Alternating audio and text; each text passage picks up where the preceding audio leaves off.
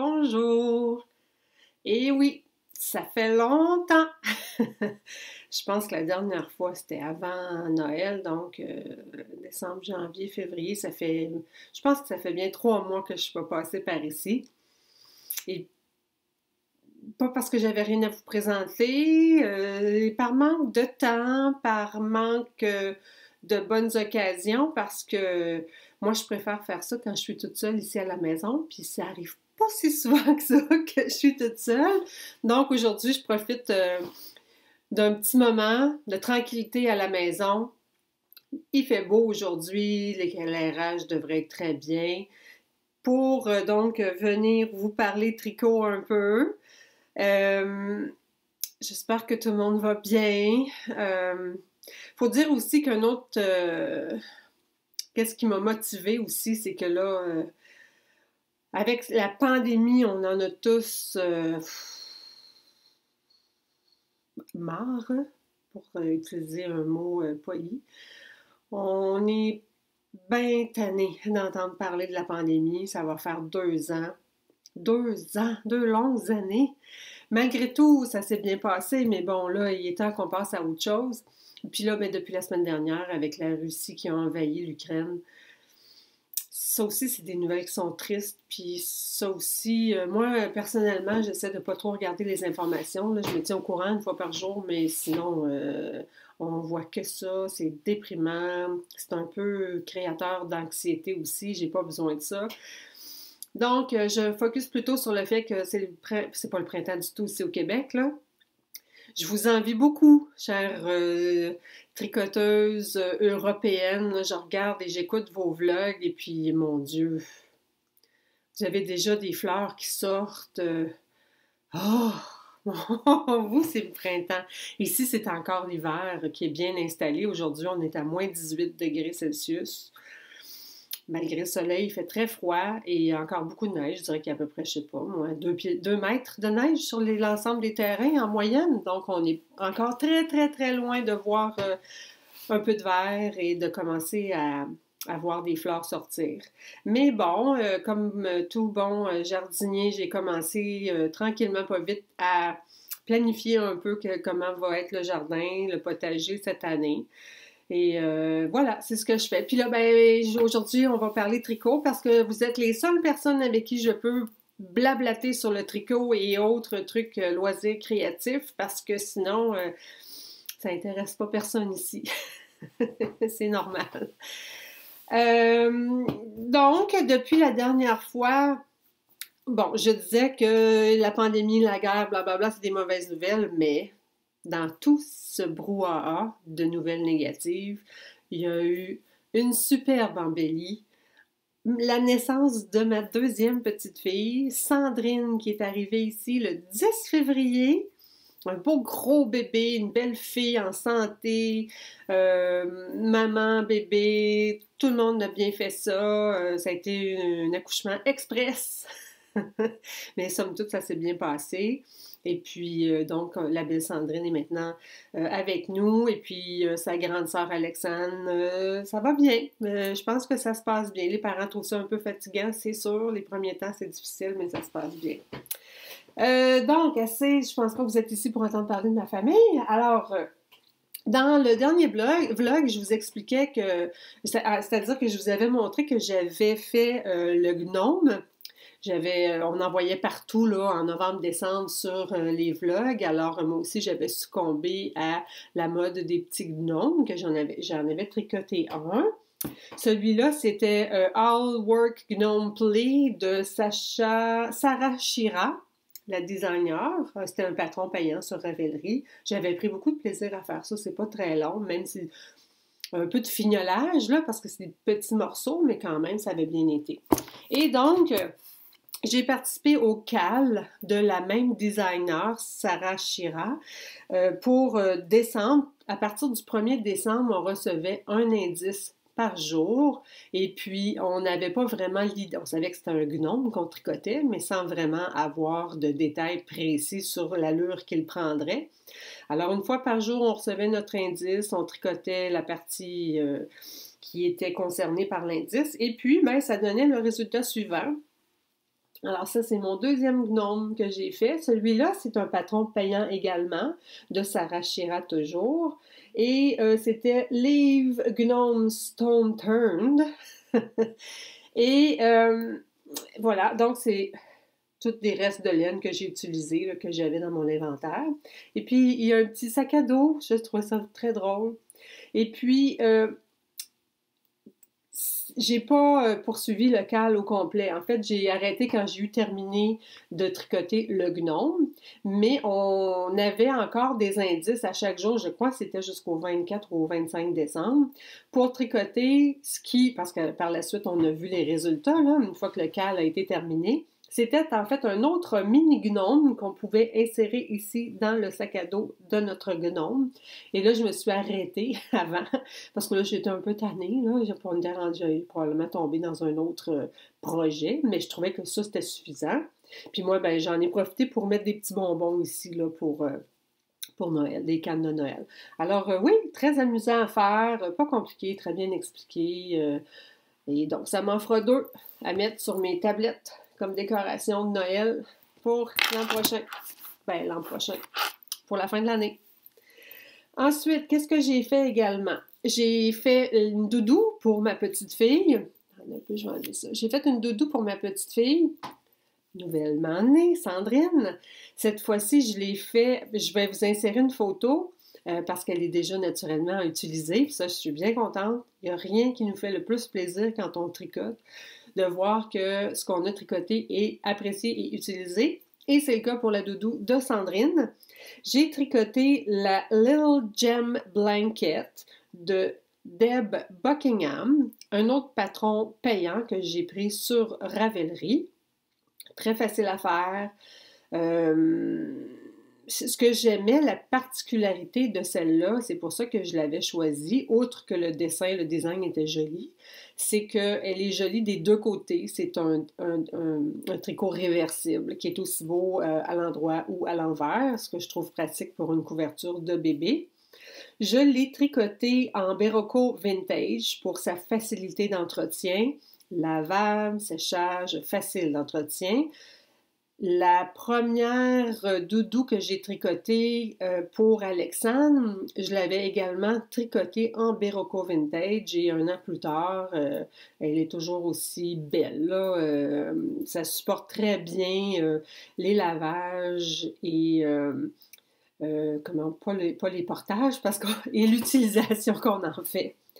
La couleur que j'ai choisie cette fois-là, c'était la couleur Cork. Liège, je crois que c'est une espèce d'orange brûlé, caramel un peu.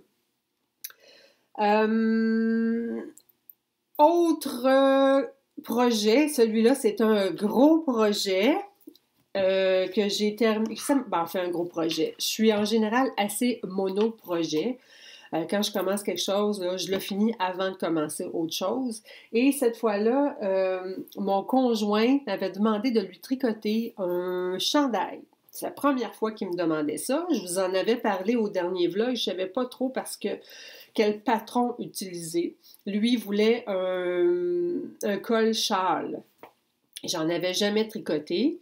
Et tout ça que je voyais passer sur Ravelry quand je faisais des recherches étaient tous pratiquement tricotés du bas vers le haut, ce que je ne fais pas, ou en morceaux avec couture, ce que je ne fais pas non plus.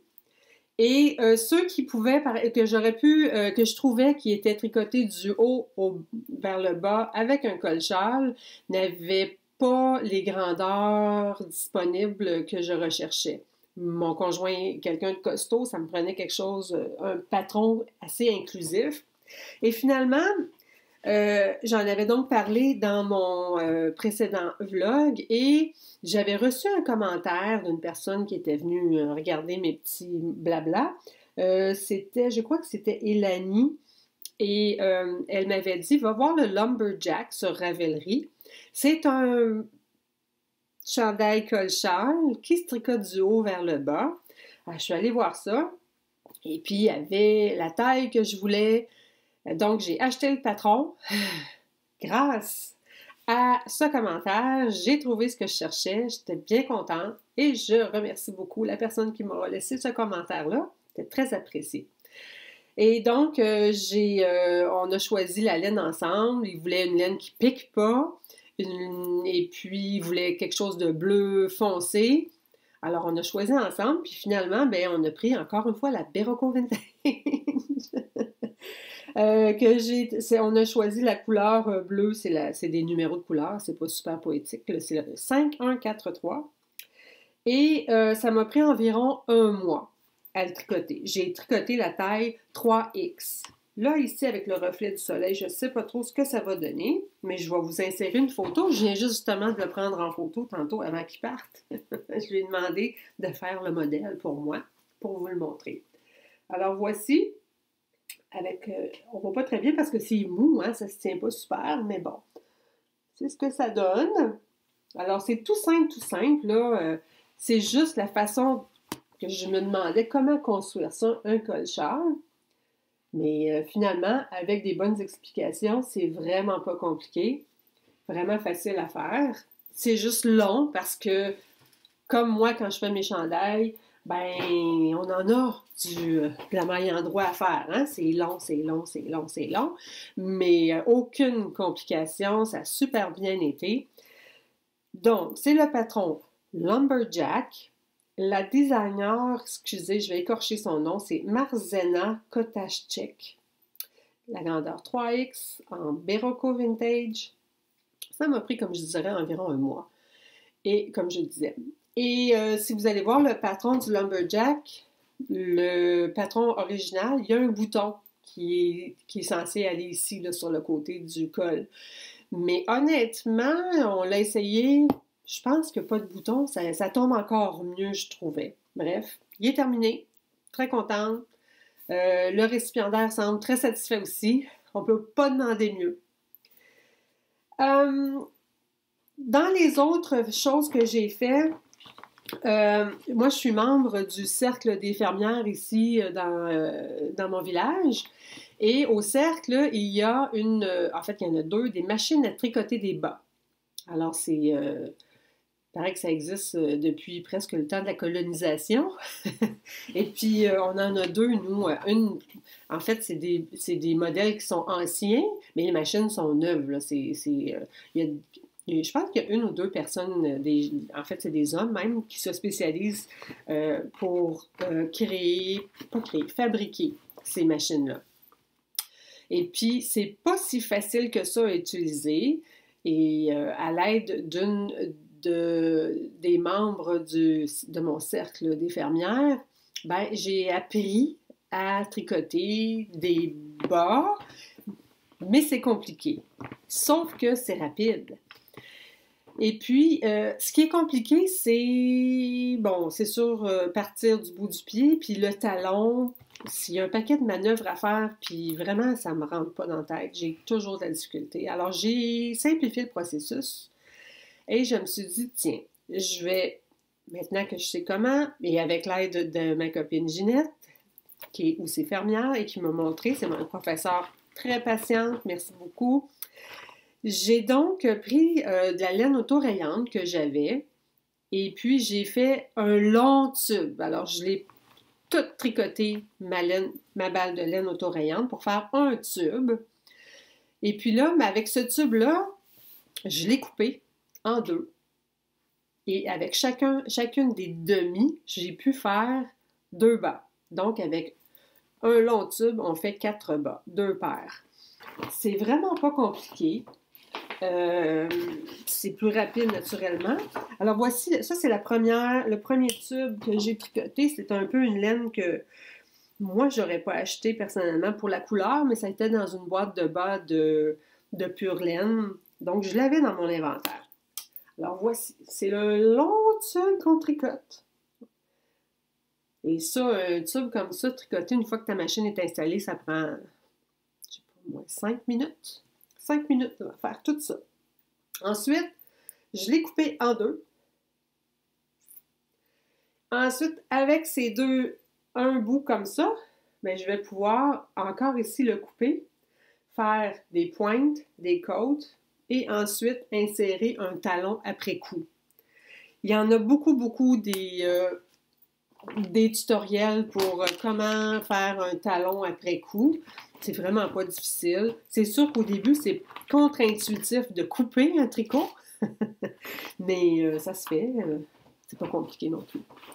Et puis ensuite, j'en ai fait un autre grand tube avec la laine ici. Celle-là, je l'ai beaucoup aimée. C'est beau ça, hein, cette laine-là. C'était la laine, une autre boîte de bas de pure laine, la laine de Sonia Tricotte. Alors, c'était mérino organique et 20% de nylon. La couleur Howard. J'aimais beaucoup. Alors, donc, j'ai tricoté mon long tube. Ensuite, je l'ai coupé, comme je vous ai montré avec l'autre. J'ai fait la pointe, des côtes avec une couleur contrastante. Et puis là, celui-là, je suis rendue à faire mon talon après coup. Alors, vous voyez, on coupe, on mesure. Là, il y a plein de tutoriels aussi pour vous indiquer là, où couper pour avoir la bonne dimension. Celui-là, il serait pour moi. Alors voilà, on coupe.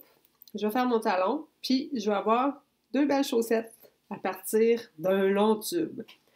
J'ai donc fait 4 bas avec celle-là. Ça, c'est ma deuxième paire. La première paire que j'avais déjà terminée a trouvé preneur quand j'ai eu de la visite pendant le temps des fêtes. Très contente aussi dans ce temps-là. Ensuite, oui, deux découvertes. Je fais peut-être un début d'Alzheimer, je ne sais pas, mais je pensais bien que j'avais acheté des mini circulaires pour essayer ça. Mais ça doit bien faire 1 an et demi, 2 ans, sinon plus. Quand ça a commencé à sortir les mini circulaires, moi qui tricote beaucoup de bas, je me disais, je devrais essayer ça. Peut-être, il paraît que ça va vite, que ça va bien. Mais quand je me suis, à un moment donné, il y a 2 ou 3 mois, je disais, oui, c'est vrai, il me semble que j'ai acheté ça, des mini circulaires. J'aimerais ça essayer ça, des mini circulaires. Puis je les cherchais, puis je trouvais pas, mais là, j'avais des doutes. Est-ce que je les ai achetés ou j'ai pensé les acheter? Bon, bref. Et j'ai fait mon ménage et j'ai trouvé mes mini circulaires, donc je les avais achetés. Et puis, j'ai commencé une petite paire de bas. J'ai suivi le tutoriel de Claude Tricot qui explique super bien. Là, j'ai commencé par les côtes. Puis, je vais suivre toutes ces indications pour le talon notamment, puis pour continuer. Donc, c'est un premier bas que je vais commencer avec mes aiguilles mini circulaires. Il y avait beaucoup de commentaires à l'effet qu'on peut commencer à avoir mal aux doigts là, parce qu'on n'a pas beaucoup d'espace pour travailler. À suivre. J'en ai pas assez long de fait encore pour... Puis là, j'ai tombé dans le chandail. J'ai fait que ça. Alors là, je vais reprendre mes autres tricots que j'avais mis un peu de côté pour me concentrer sur le chandail. Ça, c'est beau, cette laine-là. Hein? J'avais déjà tricoté une paire de bas pour mon fils avec cette même base-là, mais d'une autre couleur différente. C'est la laine M-Socket qui est vendue chez Madeleine. C'est très beau, j'aime ça. Et un autre trouvaille que j'ai fait aussi, mais là, je sais pas trop. Vous savez, des fils pour mettre en attente qui sont très à la mode. Ben moi, j'avais trouvé ça sur Amazon. Écoute, j'ai eu tout ça pour à peine 5$. Parce que je trouvais que c'était cher. C'était à peu près 20$ les fils qu'on peut acheter là, de Barber's Shop, Barber's Knitter, quelque chose comme ça. Puis j'ai regardé, parce qu'au début, quand j'ai reçu ça, je dis, mon Dieu, c'est bien trop petit, ça ne marchera jamais. C'est tout petit le trou qu'on a pour insérer notre aiguille. Mais j'ai comparé avec ce qu'on trouve dans les boutiques. C'est la même chose, sauf que là, il va falloir que je me pratique pour les utiliser. Puis peut-être qu'avec des bas, c'est pas l'idéal. Ou non, c'était pas des bas, c'était un chandail que je tricotais pour Sandrine. Non, pas pour Sandrine, pour Alexandre. Et puis, c'était peut-être trop fin. J'avais de la misère à passer ce cordon-là pour mettre les manches en attente. Ça allait pas bien. Moi, ça va plus vite avec un fil. Puis, bref, à suivre. Mais tout ça pour dire que Amazon, 5$. Moi, j'étais bien contente de ma découverte. J'ai également j'ai diversifié mes loisirs créatifs. grâce à Ludivine Rose de Rose et Balles de laine, que j'aime beaucoup regarder parce qu'elle nous donne plein d'idées, elle a un bel univers, c'est tout doux. Euh, J'aime beaucoup écouter ses vlogs, puis je la suis depuis très très longtemps. Elle a déjà habité ici au Québec, puis elle est de retour chez elle en France maintenant. Et donc, elle nous parle souvent de broderie, puis là, ça m'a donné le goût. La broderie, bon, j'en ai quelques petits essais, mais là, c'était du point de croix. Le point de croix ne m'attirait pas du tout. Tout ce que je voyais, c'était un peu... je dis ça de manière... Bon, moi, personnellement, c'était pas dans mes goûts. Je trouvais ça un peu vieux, un peu... quétaine. Mais c'est parce que j'avais pas vu tout ce qu'on pouvait faire avec avec le point de croix. Il y a de très, très, très jolis modèles maintenant, ben pas depuis toujours, au point de croix. Et puis, quand j'ai vu ça, ça m'a donné le goût de commencer. J'ai acheté un patron que j'ai commencé, je vous montrerai peut-être plus tard quand je serai plus avancée. Et sur un site français, Jardin Privé, c'est magnifique ce qui est fait, magnifique. Ils ont parti également sur Jardin Privé, la boutique. Je me suis donc abonnée à leur site Facebook, à leur page Facebook pour voir là, tout ce qui se faisait, puis les créations des autres personnes, membres du site. Et en début d'année, elle a parti l'idée de faire une broderie météo, c'est-à-dire que c'est une grille de dessin qu'elle nous donne, c'était gratuit, et en fonction de la météo de l'endroit où on réside, on fait une moyenne de la température à chaque jour, puis en fonction de la température, il y a une couleur qui correspond. Excusez, je cherche mes mots. Donc, chacun se fait son gabarit de couleurs, c'est complètement personnalisable. Alors moi, j'ai choisi 8 couleurs, allant du bleu froid jusqu'au rouge plus chaud. Et puis, j'ai divisé ça par 5, j'ai échelonné ça en 5, de 0 à 5 degrés, là. Et puis, chaque jour, je prends la météo, on fait la moyenne, puis en fonction de la couleur que ça nous donne, on tricote. On tricote, on brode. Alors ça va être... Alors, vous voyez l'année en haut. Alors, c'est un pétale par jour qu'on fait. Et puis, ben, de temps en temps, la designer de jardin privé va nous faire un petit motif. Comme là, au début, ben, c'est la petite brouette. Et puis, avec l'arrivée du printemps, c'est le petit oiseau sur la cheminée, etc. Et puis, comme ça va s'étaler comme ça jusque pour couvrir toute l'année 2022. Alors en fait, c'est très joli, c'est pas compliqué du tout. C'est tout simplement plus une motivation, une raison qu'on se donne là, pour broder. Mais pour moi, débuter, je trouvais que c'était pas compliqué. Et puis je le fais sur la toile Aïda. Celui-là, c'est un 18 cantes parce que plus petit que ça, c'est inutile. Moi, je suis en admiration devant les brodeuses qui brodent sur du lin. Je ne sais pas comment est-ce qu'on peut arriver. J'ai aucune idée. Comment on fait pour arriver à broder sur du lin? Alors que moi, en Aïda 18 cantes, les trous, ça me prend mes lunettes. Puis un bon éclairage, sinon je me tromperais beaucoup. Mais c'est magnifique ce qu'elles font. Magnifique. Alors voilà, j'ai commencé la broderie et le point de croix, en fait. Et puis, ça me plaît beaucoup, ça m'amuse, ça passe le temps. Et puis, ben, je vais avoir un petit résultat éventuellement. Puis, j'ai trouvé autre chose aussi qui est très jolie. Une autre grille, je vous montrerai ça éventuellement quand j'aurai terminé.